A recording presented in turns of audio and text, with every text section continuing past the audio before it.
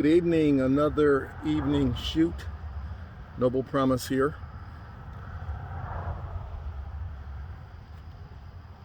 The water, the hills,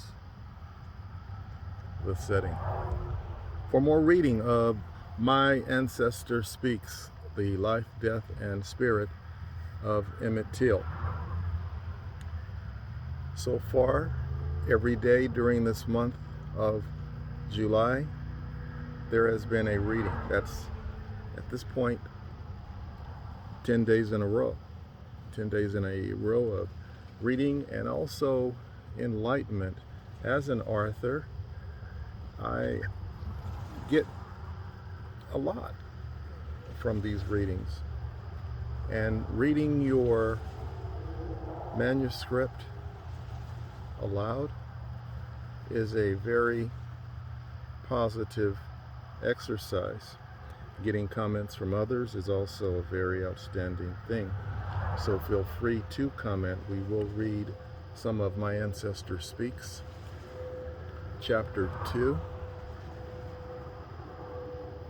And another thing, I think that this effort has legs. What do I mean by that? I think that, like me, having encouraging words from others to go ahead and complete this authorship journey was a very positive kind of encouragement. And I think there are people out there that may have stories to tell, but they just haven't jump-started that act of sitting down, drafting, or in my case, drafting as in an outline, not making an outline, but I went the Pantser method. The Pantser method basically means that you are writing by the seat of your pants. You have a lot on your mind and you just start writing, and it all comes together in the end. And then the outline method, where you are basically following the classic guidelines of writing down bullet points that turn into parts of a chapter. And eventually you'll have a number of different chapters. A mixture of Pantser and outline style. It may not be my invent, but I didn't hear anyone talking about starting out as a Pantser and then doubling back during your reread with finer detail made using an outline method based on what you've already accomplished as a Pantser. And while having those outlined bullets per chapter, they become embellished with more Pantser method.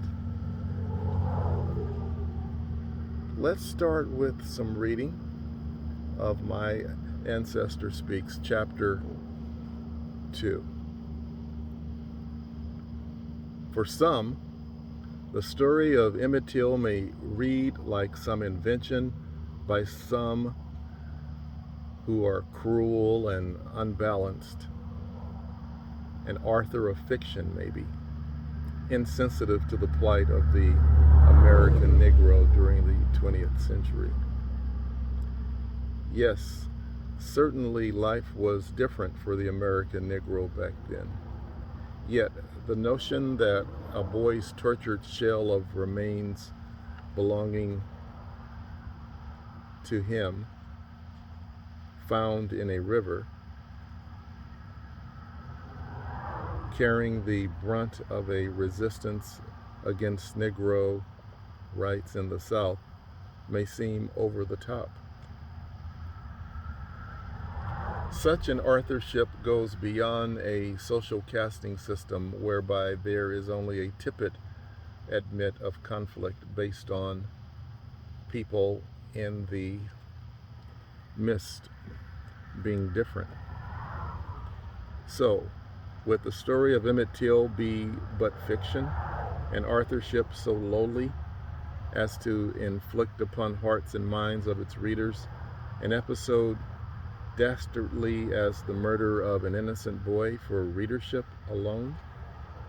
It was, in fact, in the real-life aftermath of Emmett Till's body being retrieved from the Tallahatchie River that authorities indeed claimed it fiction, that the body of Emmett Till was not the body found in the river.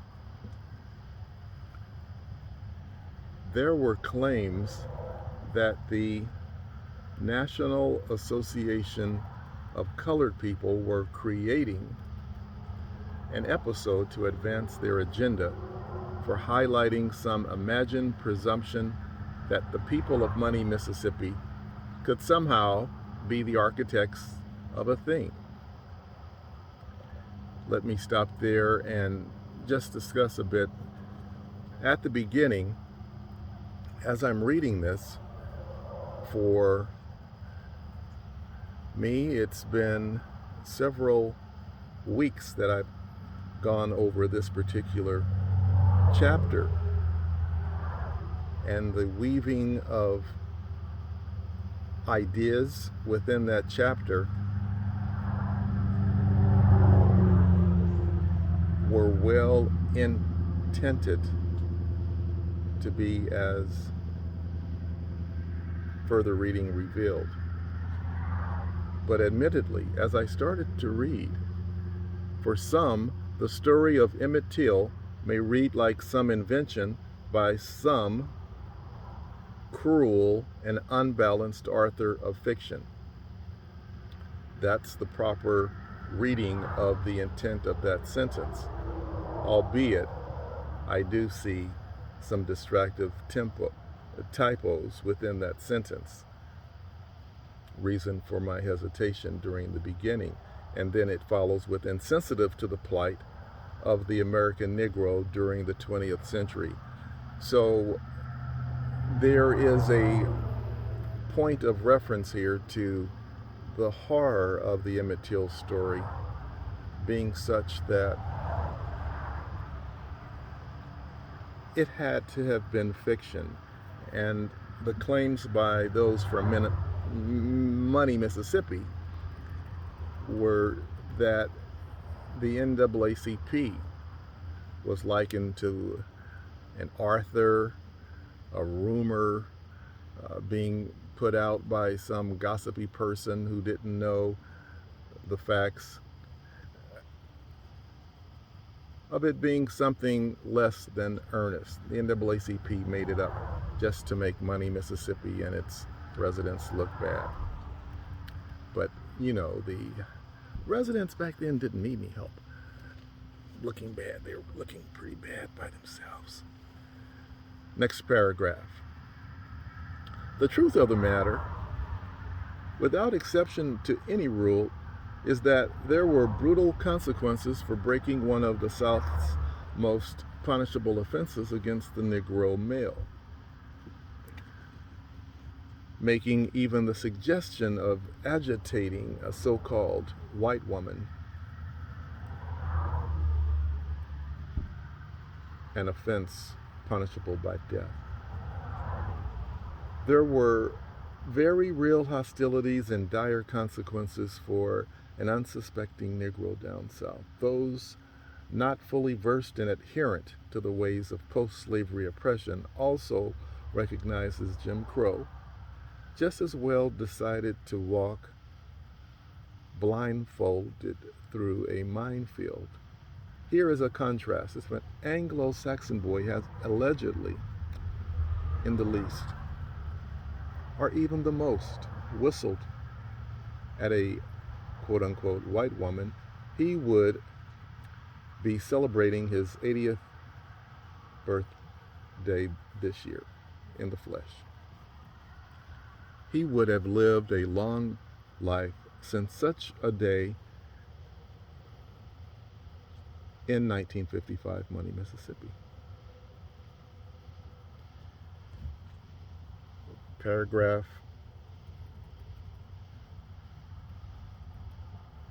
concluded, chapter concluded.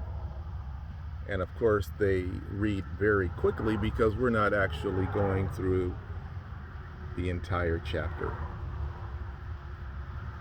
We will double back to some chapters because we're reading every day. It's 175 pages, so inevitably we will be revisiting parts of chapters. Number 3, Emmett Till's cousin touted Emmett Till as a natural leader. His personality was infectious in public gatherings. It was Emmett who possessed a magnetism and presence. Emmett had the it factor. That factor, under the watchful eye of Jim Crow, its untruths and consequences equated to his perilous plight in the end. What I and many of you have learned to be damning lies that sent a crop of grown men with bad intentions lies in the accusation made by a wife of, let me stop there, because as I'm reading, and I mentioned this before, there is a part of me that is denying or wanting to deny the naming of those who murdered and were associated with the murder of Emmett Till. As I'm reading about the honorable ancestor, it almost seems vulgar to include their name so close to his. That's how I earnestly feel. So this is chapter 3. The book will have what may be deemed somewhat of an unorthodox style in naming convention or timing, but that is okay. Right here, I'm talking about the lies of the wife of the murderer of Emmett Till, who claimed he whistled at me. She also added that he groped her and made vulgar statements. She was the family store-bound wife of one of the killers. While her husband was out of state on business, actually, her claim, he groped at her and made disrespectful suggestions of intimacy. Her lies were as gross as referring to the couple's store, home, combined as a business. The couple were barely getting by. The Money, Mississippi storefront district was a mere stretch on the road that you could easily hold your breath driving through more than once. It was the patronage of the Negro business